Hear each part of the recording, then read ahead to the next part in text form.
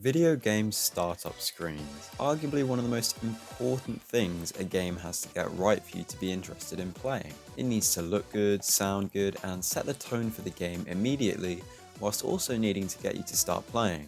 Now, some would say I'm a bit of a gamer, and as I was booting up Dark Souls 1 for the 100th time, and I heard that classic ear-piercing slice noise as I hit play, it got me thinking about other video game startups and how underappreciated I think they are in the modern gaming scene. So let's jump right into it, and whilst we're on the topic, let's talk Soulsborne. Dark Souls, as I mentioned, has that iconic slicing noise, like a sword cutting through an enemy, which is fitting because the accompanying title splash of the game also looks like it's been sliced with a sword. The deliberately slow fade in of the title gives you just enough time to wonder if playing Dark Souls is really what you want to do right now, and almost builds up tension to the sound effect itself. Most of the other Souls games I've played have followed a similar formula, right? We've got Dark Souls 2 with a pretty similar startup screen, as does Sekiro, but Bloodborne is where it hits different. Here, we actually get an accompanying image along with the startup, the absolutely iconic display of the hunter in Yharnam.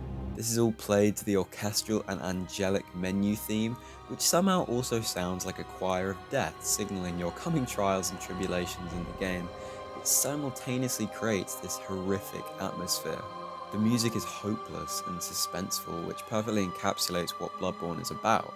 Finally, and I love when games do this, but you know when you linger on the startup screen for a bit too long and it fades to like a cinematic trailer of the game? Now Pokemon does this too in a lot of their games, which we'll get to soon enough, but I just feel like it adds a lot to the experience. I often wait around on menus for this exact thing, as mini trailers help to set the tone and atmosphere even better, which is exactly what a startup screen should do in my eyes. Now, if you saw my Growing Up with Let's Plays video, you'll be very familiar with this next one. Shadow of the Colossus has a startup screen on par with Bloodborne's brilliance. The simple but effective title screen on top of the clouds really makes it pop, but it's when you move over to the temple, which dominates the scene next to the menu options, that's when it's perfect, because again, this summarizes the entire game, right? We've got this temple which is huge and expansive like the world of Shadow of the Colossus. It's covered in moss and left in ruin like a lot of the colossi you fight, and most importantly, there isn't a sign of animal or human life anywhere. Of course, we'll soon see once we click play our friend the hawk, and naturally, there are the lizards in the game we find, but apart from that, the world of Shadow of the Colossus is painfully lonely, and this title screen encapsulates that the best. Even the cloudy sky in the background shows that while the game will look visually stunning, it's not a happy adventure, not even close. Alright, let's take a little mid-bump here to talk about console startups, you know the ones, the iconic Game Boy Advance boot up with that little ding that makes my day whenever I hear it. Or how about the DS boot up?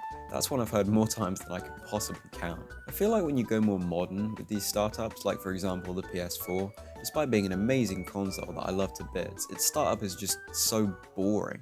But when you compare it to the PS1, with the logo filled with different colours, the classic Sony startup image, and again this otherworldly music, it just takes you back to a different time, doesn't it? Okay, we've been a bit depressing so far with the games we've talked about, so let's move on to a happier one. Mother 3.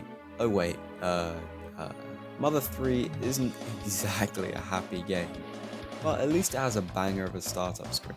We fade into the title screen accompanied by this alien music, which definitely lets you know this is going to be a unique game.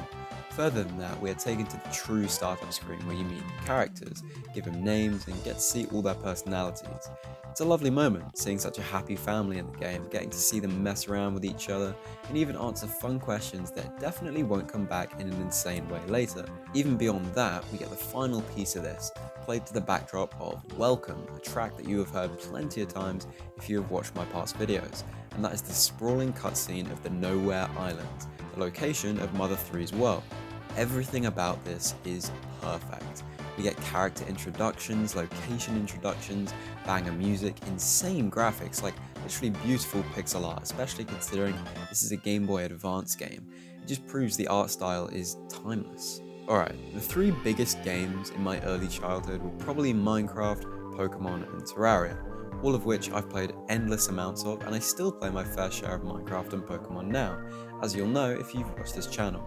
But something I often neglected to talk about and give credit to is my love for Terraria, which out of the three probably has my favourite startup screen. Although it's changed a bit over the years, the actual play menu screen that you get to after loading up the game is still a treat. As is common with this video, a good startup screen often has great accompanying music, and Terraria's is full of whimsy. It's creative and fun and just makes me want to explore, which is definitely where Terraria was at its best. But my favourite thing has to be the interactive elements on the screen, particularly the sun and moon you can maneuver around with your mouse and change the time of day. That was always what made it stand out in my mind compared to Minecraft and Pokemon startups. Minecraft is iconic, but is basically just a scrolling background image. And Pokemon has these awesome game trailers I talked about, but nothing to really interact with, so Terraria stands at the top of the pile. It feels fitting to go on to Stardew Valley as my final pick for this video, as it definitely shares some similarities with Terraria, and like Mother 3, the art style of this intro is timeless. The cutscene pan up to the title is beautiful, and again, the music, man, is just so calming, even more so than Terraria's. It doesn't make me want to explore, or rather just relax, which is exactly what Stardew Valley is to me. It may not have any interactive elements or trailer to play or deep meaning behind its startup, it's just honestly and genuinely relaxing, which is a pleasant break sometimes from other games. It's hard to say why, but it feels like an indie game from the moment you boot it up.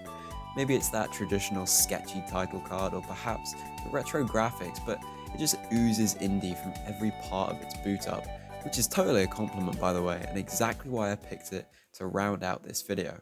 Damn, this was really fun to talk about. It surprised me as I was making this video how brilliant startup screens really are, and I hope you enjoyed this little tour through some of my favourite games. I'd love to hear all about what your favourite startup screens are in gaming down below, but thank you as always for watching, and until next time, have a good one.